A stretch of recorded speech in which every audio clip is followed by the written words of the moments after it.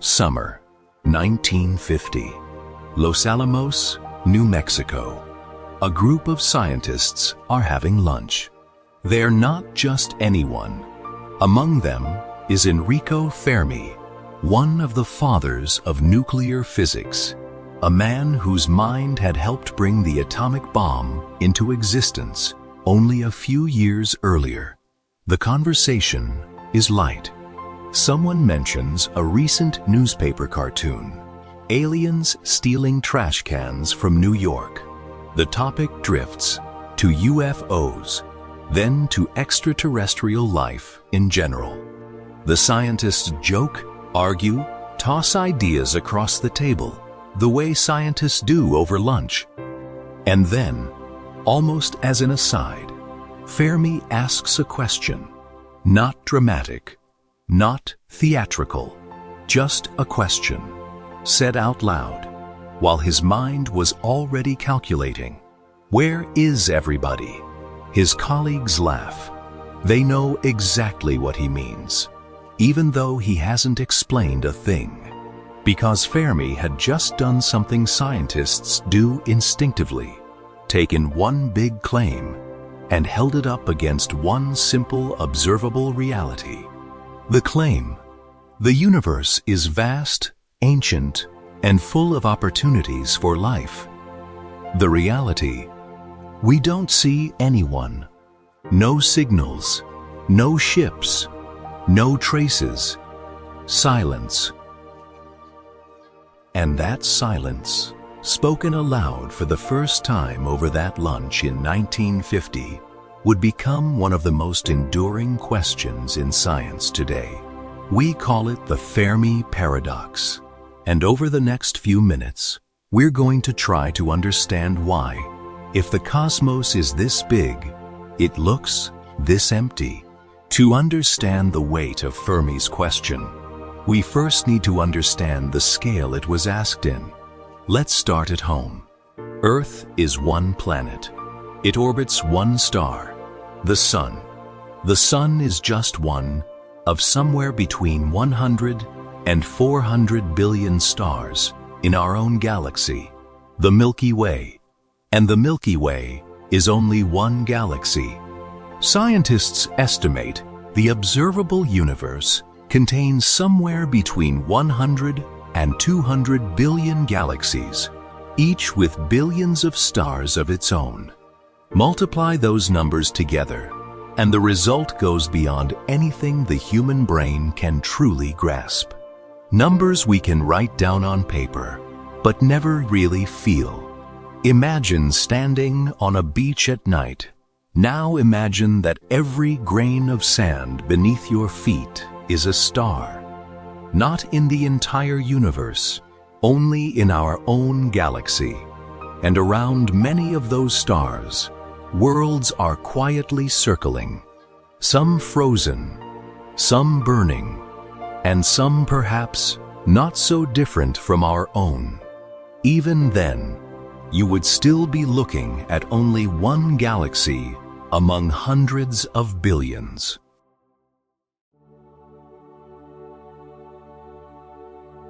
And thanks to the Kepler Space Telescope and the missions that followed it, we now know something Fermi didn't know for certain back in 1950. Most stars have planets. For most of human history, we didn't even know whether planets around other stars existed. Today, we know they are everywhere. The night sky no longer looks like a collection of distant suns. It looks like an ocean filled with worlds. Not the exception, the rule. Estimates suggest the Milky Way alone may contain billions of potentially habitable planets. Worlds sitting at just the right distance from their star, for water to stay liquid, of course. Potentially habitable doesn't mean inhabited. It simply means these worlds may possess one ingredient we believe every form of life needs: liquid water. Whether any of them actually became living worlds is another question entirely. And here's the logic that makes Fermi's question so haunting. If even a small fraction of those planets develops life, and if even a small fraction of that life develops intelligence, and if even a small fraction of that intelligence develops technology capable of reaching beyond its own planet, then the universe should be full of civilizations, not one or two, millions. And that's exactly why Fermi's question refuses to disappear. Because every new discovery seems to strengthen the expectation, while the universe keeps giving us exactly the same answer. Nothing. Fermi's question isn't naive. It's mathematical. The numbers themselves seem to scream that we shouldn't be alone. And yet, when we look up, all we see is darkness and silence. And this is where we get to the heart of the paradox. Because so far, we've just said the universe is big. The odds are in our favor. That alone isn't troubling enough. We could comfortably tell ourselves, fine, we just haven't found anyone yet. Space is enormous. Patience. But Fermi doesn't stop there. Because the real question isn't how likely is it that alien life exists. The real question is, if it exists, what should we already have seen? Picture a civilization just 1,000 years more advanced than us. 1,000 years isn't much on a cosmic scale. About the gap between a medieval castle and a satellite launch today. And even that comparison undersells it.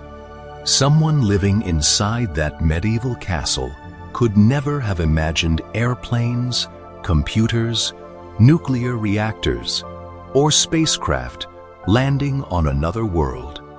To them, our civilization wouldn't simply seem advanced. It would seem impossible. Now, picture a 10,000-year head start. A civilization that has long since surpassed everything we currently call science fiction. Now, 100,000 years.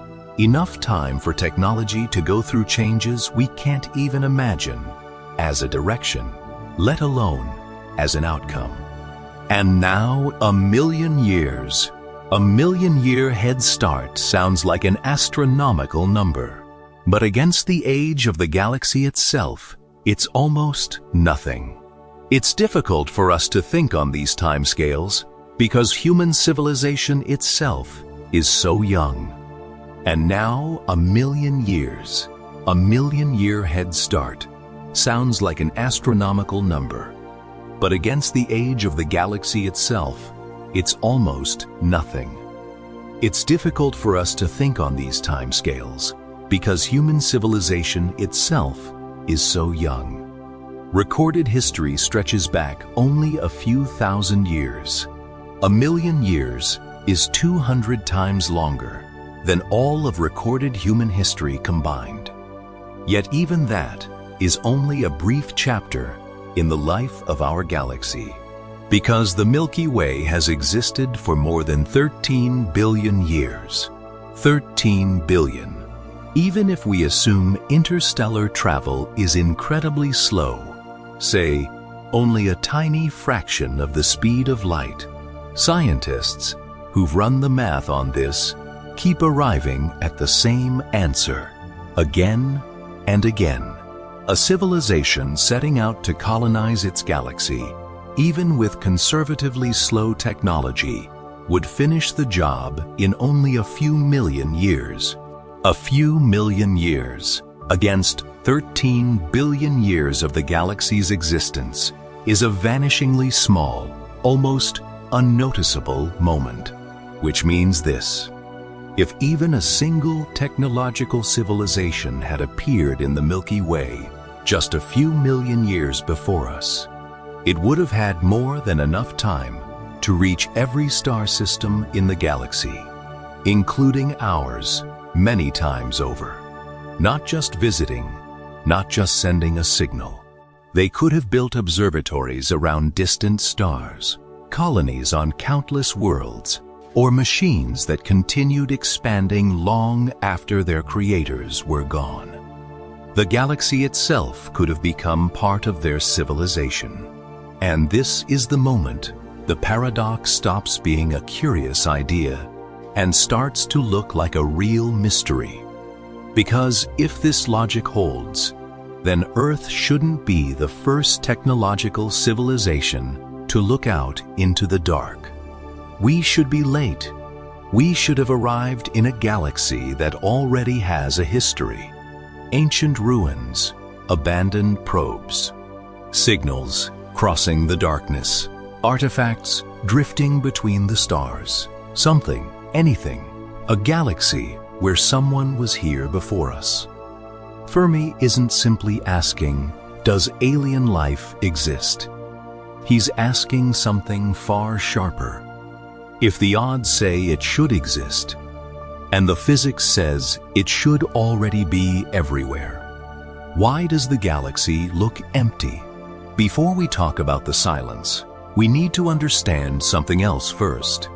How exactly we search, because it isn't as simple as it sounds. We can't just point a telescope and see an alien city glowing somewhere in the dark. The distances are too vast. The light is too faint, and we don't even know exactly what we're supposed to be looking for. Imagine trying to detect the light of a single candle from thousands of kilometers away. While standing beneath the midday sun, that isn't an exact comparison. In reality, the challenge is even greater. The universe is unimaginably vast, and whatever we are searching for may be unimaginably faint. So, scientists focus on a handful of specific approaches. The first, and the oldest, is radio signals. Syntheticholulene, a program called SETI, the search for extraterrestrial intelligence, has pointed radio telescopes at the sky, listening for something that doesn't sound like the universe's natural noise. Stars constantly produce radio waves as a byproduct of their own physics. So scientists are looking for something different, a repeating pattern, a concentrated frequency, something that looks intentional rather than random. Radio waves have one extraordinary advantage. Unlike spacecraft, they travel at the speed of light. A civilization doesn't need to visit another world to announce its existence. It only has to transmit. The question is, would anyone be listening at the right place, at the right time? To this day, thousands of stars have been listened to this way. That sounds impressive, until you remember that our galaxy contains hundreds of billions of stars. We've sampled only a tiny drop from an ocean too large to comprehend. The second approach is newer. The search for technological traces, or what scientists call technosignatures. Megastructures, for example, theoretical engineering projects so massive they could enclose an entire star to harvest its energy. If something like that existed, the way it blocked the star's light while passing in front of it would look different from a natural dimming caused by a planet. Telescopes like Kepler, while searching for planets, could in theory stumble onto exactly this kind of signal by accident. And, for a brief moment, a few years back, a star called KIC 8,462,852 made scientists pause exactly for this reason. When its dimming didn't match any familiar pattern, the explanation later turned out to be natural, a cloud of dust, not an alien structure. But the episode shows exactly what this kind of search looks like in practice. The third approach is chemical. The search for biosignatures in the atmospheres of distant planets. When starlight passes through a planet's atmosphere before reaching our telescopes, it carries traces of the chemical makeup of that atmosphere. oxygen, methane, specific combinations of gases that, on Earth, exist only because a living organism keeps producing them. New telescopes, like the James Webb, are now powerful enough to start searching for exactly these traces in the atmospheres of planets orbiting distant stars. Every improvement in our instruments changes the questions we are able to ask. A telescope that seemed unimaginably powerful 20 years ago now looks almost primitive beside the newest generation. It's entirely possible that the evidence we're searching for has always been there, waiting for technology capable of seeing it. And finally, we simply wait to see something physical, an object, a probe, a ship, something passing through our own solar system that looks unmistakably artificial rather than natural. That happened once, in 2017, when an object called Oumuamua passed through our solar system with a shape and trajectory strange enough that some scientists, a minority, raised the question of whether it might be artificial. Most of the scientific community accepts a natural explanation, likely debris from another star system. But even the fact that the debate happened at all shows just how little we actually know about what to expect. So, when we say we find nothing, it's worth understanding exactly what that means. It doesn't mean we've looked everywhere. It means we've looked with the instruments we have, in the ways we know how to imagine, across only a tiny fraction of the vastness that exists. History has taught us this lesson before. For thousands of years, people believed the Milky Way was nothing more than a pale band across the night sky. Only better telescopes revealed billions of individual stars. Perhaps the universe still holds discoveries hidden, not because they are rare, but because we have not yet learned how to see them. And even within those limits, the result stays the same: silence. And then we look up, not metaphorically, literally. For decades, scientists have been listening to the sky, pointing antennas, telescopes, instruments capable of picking up even the faintest signal from beyond our planet. And all they hear is what they've always heard: silence. Not the silence of an empty room, not the silence of a forest at night.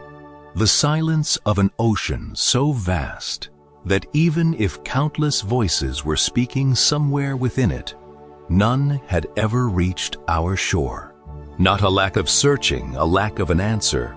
We don't find megastructures. We don't find traces of movement between stars. We don't find anything that looks deliberate. The farther we look, the older what we're seeing becomes. Because light travels, and so looking far into space means looking back in time. We see galaxies as they were billions of years ago, and even at this depth of time, even across this vastness of space, we see nothing that resembles intelligence. Every distant galaxy is a message from the past. Some of the light entering our telescopes tonight began its journey long before Earth even existed. We are not only looking across space, we are looking across time itself. Just stars, just gas and dust, forming and dissolving according to their own quiet, physical laws. The same darkness we've always seen. And here the weight of the paradox shifts. Because, up to this point, we've been talking about probabilities, about math, about what should exist. But now, we're facing a different kind of fact. Not theoretical, but observed. Decades of searching, thousands of stars, not a single sign. The longer the silence continues, the heavier it gets. Imagine calling into a dark valley. At first, you expect an echo. After a few seconds, you begin to wonder if anyone heard you. After a minute, the silence itself starts to become the answer. Because silence for a year means nothing. Silence for a decade is curious. But silence, spanning the entire history of our own technological existence, every radio wave humanity has ever sent into space, in less than a century since our first discovery, and that silence remains absolute. This isn't just an absence of evidence anymore. It's starting to look like an answer in itself. Not because silence proves anything, but because every year, without an answer, forces us to ask better questions. And sometimes, better questions are the greatest discoveries science can make, except no one yet knows exactly what question it's answering. And maybe that's where all the explanations begin. Because when facts and expectations stop lining up, the human mind rarely accepts an empty space. It starts filling it in with ideas, with theories, with warnings, sometimes even with fear. Over the last 70 years, scientists have proposed dozens of attempts to explain the silence. Here, we'll look at the most serious of them. Theory 1. We are alone. Maybe the simplest explanation is also the most unsettling one. Maybe life as we know it requires such a precise combination of conditions: the right distance from the right kind of star, a stable orbit, a large moon, stabilizing the axial tilt, liquid water, tectonic plates, a protective magnetic field, that it happened only once, here on this planet. If that's true, the silence has a simple explanation. No one is answering, because there's no one else out there capable of answering. Theory 2. Life is common. Intelligence is rare. Another possibility is more nuanced. Maybe life itself, simple organisms, bacteria, microbes, is actually a fairly common occurrence in space, appearing wherever conditions allow, just as it appeared on Earth almost immediately after the planet formed.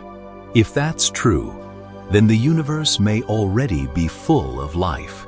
Not civilizations, not cities, not voices, just countless worlds where evolution quietly began and never made it any further.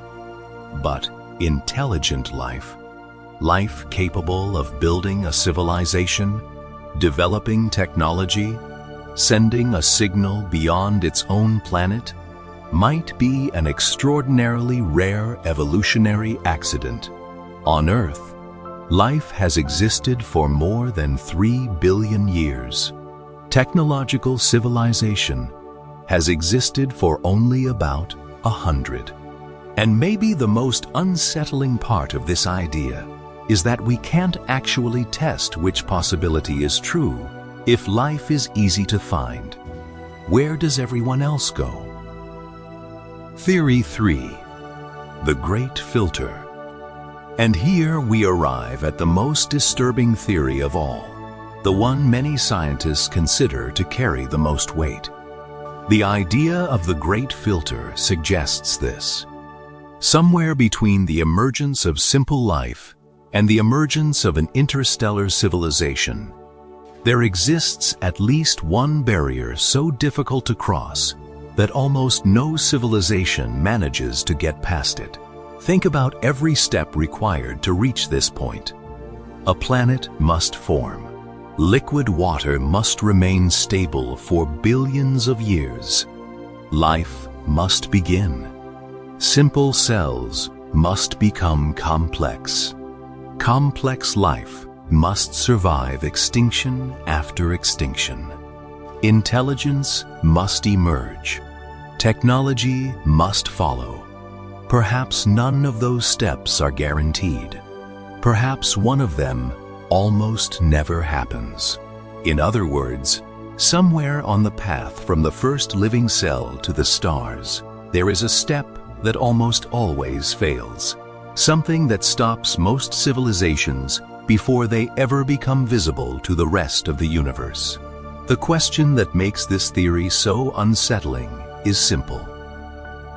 Where does that barrier sit? Behind us or ahead of us? Every civilization capable of asking that question faces exactly the same uncertainty. No one can know where the filter truly is until they've either crossed it or failed to. And here's something that sounds like good news, but might actually be the opposite. Imagine that tomorrow, scientists announce a discovery traces of simple life on Mars, or microorganisms surviving beneath the ice of Europa, one of Jupiter's moons, or something similar in the hidden oceans of Enceladus, the small icy moon orbiting Saturn.